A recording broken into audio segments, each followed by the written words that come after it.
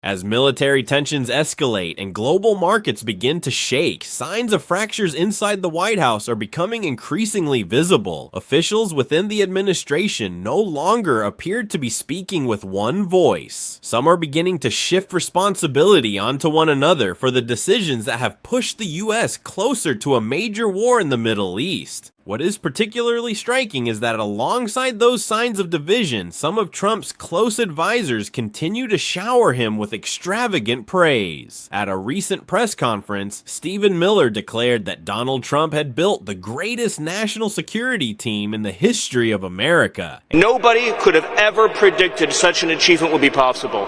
The second thing I want to thank President Trump for is assembling the greatest national security and public safety team in American history.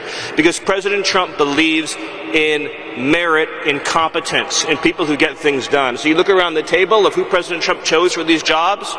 You start with Rob or Gaddy or Pam or Pete, Kash. And it did not stop there. Kash Patel went even further, saying that Trump's policies would be studied by future generations for centuries to come. See if you can top that. I don't know. That's a tough one, Kash. That is tough. You know, Mr. President, as I look around this venue, I see, and I'm reminded again, why we have the greatest warriors on God's green earth. The men and women serving in uniform, the men and women serving and wearing the badge, and law enforcement, our police, our sheriffs around the state of Tennessee. I'm reminded that Americans exist to protect this country day in and day out, and they've done it like we've done it here. But what we didn't have was you.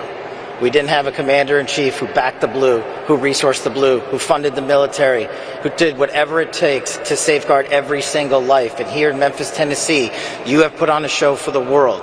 You have allowed us to go out there and capture gangbangers, rapists, murderers, drug dealers at record historic levels. Those words of praise were delivered during the very same event where the president himself was attempting to shift blame onto subordinate officials for the war that is now unfolding. The contrast creates a strange image, an administration that publicly engages in exaggerated flattery toward its leader while quietly revealing internal fractures as officials try to avoid responsibility for decisions of enormous consequence. When questioned about the conflict with Iran, he did not take responsibility and instead quickly suggested that Defense Secretary Pete Hegseth was the one pushing the idea of war. And then unfortunately I called Pete, I called General Kane, I called a lot of our great people. We have great people, and I said, let's talk. We got a problem in the Middle East. We have a country known as Iran that for 47 years has been just a purveyor of terror. And they're very close to having a nuclear weapon. We can keep going and get that 50,000 up to 55 and 60 is no end. Or we can take a stop and make a little journey into the Middle East and eliminate a big problem. And Pete, I think you were the first one to speak up. And you said, let's do it, because you can't let them have a nuclear weapon. But the story did not stop there. Only minutes after publicly shifting blame onto one of his own top officials, Trump appeared on camera looking as if he was nearly falling asleep. This happened while the US is facing a serious international crisis. As the war in the Middle East threatens to escalate and thousands of American soldiers could be drawn into a prolonged conflict, many people argue that the image of a president nodding off in front of cameras is difficult to accept. But that was not all. During the same press conference, Trump also made controversial remarks about young women working in the White House. He spoke about the beautiful young women serving in his administration. We have people working in the White House, young women. They walk, I would say normally beautiful young women.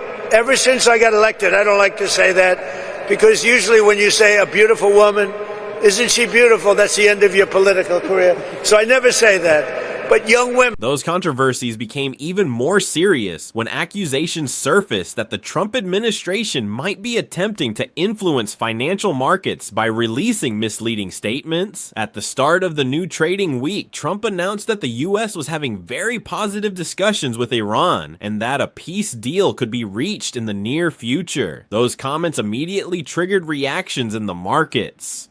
News suggesting reduced tensions in the Middle East often pushes oil prices down and sends stock markets higher, and this time was no exception. Several stock indexes rebounded after Trump's statement was released, but the problem was that only a few hours later, information from other sources began to suggest the story might not be so simple. Some Israeli security officials warned that Trump's statements should be approached with skepticism. Meanwhile, Iran went even further by declaring that there were absolutely no negotiations taking place with the US. When two regional rivals respond in that way, the immediate question becomes whether Trump's claims about peace are actually based on any real diplomatic process. That contradiction led many analysts to begin suspecting that Trump's statements might be aimed at influencing markets in the short term. During the same controversial press conference, Trump said the US was having very good discussions with Iran and that the possibility of reaching a peace agreement was entirely realistic. He even suggested that Iran was ready to accept several important conditions, including abandoning its ambition to develop nuclear weapons. The problem is that there is almost no concrete evidence showing that such negotiations actually exist. There has been no joint statement from diplomats, no confirmation through official diplomatic channels, and no clear signal from Iran suggesting that it is participating in a peace process with Washington. In fact, the response from Tehran moved in the opposite direction. Iranian officials quickly rejected the entire narrative about negotiations. They insisted that no talks were taking place with the US and accused Washington of spreading false information. What is notable is that skepticism did not come only from Iran. Some sources within Israel's security establishment also indicated that the claims about negotiations should be viewed cautiously. Those contradictions highlight a larger problem in how the Trump administration has handled this crisis. For months, the messaging from the White House has shifted repeatedly. At times, the administration emphasizes that Iran is a threat that must be stopped at all costs. At other times, the president says he wants to achieve a historic peace agreement. And while those messages keep changing, military operations on the ground continue to expand. That lack of consistency has led many analysts to worry that Washington may be drifting toward a war without a clear strategy. Once a war begins without clearly defined objectives, withdrawing becomes extremely difficult. And that is precisely the path that has led the US into long and costly wars in the past. All of these factors are now combining to create one of the biggest political crises the Trump administration has faced. On one side is the risk of a prolonged war in the Middle East. On the other is a wave of accusations that the administration may be trying to control the political narrative through statements that conflict with reality. And at the center of all these controversies remains Donald Trump, who at one moment praises his team as the greatest in history, while at another moment publicly suggests that lower-level officials were the ones pushing the decisions that led toward war. That contradiction has led many people to wonder whether this administration truly has control of the situation.